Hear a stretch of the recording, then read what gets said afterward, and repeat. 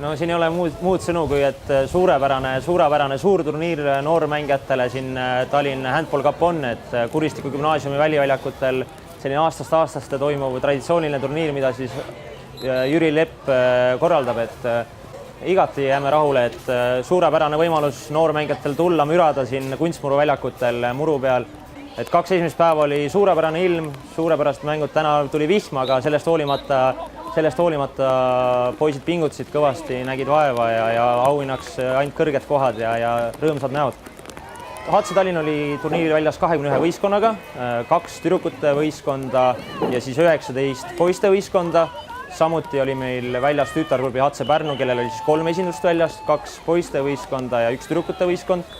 Kuigi me sellist tulemusele mängimist noore seas nagu esikohale ei sea, siis siin Tallinn Cupil hooaja lõpus on meil siiski poisid-tüdrukud ikkagi nii palju juba aasta peale ennast vormi ja trenni teinud, et saavutasime väga palju kõrgeid kohti, et 2008 poiste hulgas suutsime hõivata siis kõik poodiumikohad, et esimene võistkond oli meil seal Merivälja võistkond, teine võistkond oli Loo võistkond, 3. võistkond Randvere võistkond ja 2006 oli ka samuti väga edukas, et saime Pirita võistkond sai 2. koha ja Merivälja võistkond 3. koha ja 2004 tüdrukud mängisid väga südika turniiri, said kokkuvõttes 4. koha ja tegelikult ka kõik ülejäänud võistkonnad, et kõigiga võib väga rahule jääda ja õnnelik olla, et suve veel nautima ei saa hakata, täna pole ka suvine ilm, aga juba neljapäeval me sõidame Rootsi, sinna tuleb meil üle 100 lapse, täpselt aru ma hetkel ei oska öelda, äkki 110 oli meil lapsi ja üle 10 treeneri, et tuleb nüüd Rootsi turniiri kõvasti ära mängida. Rootsi turniir on sarnane turniiri ka väliväljakutel, küll muru peal.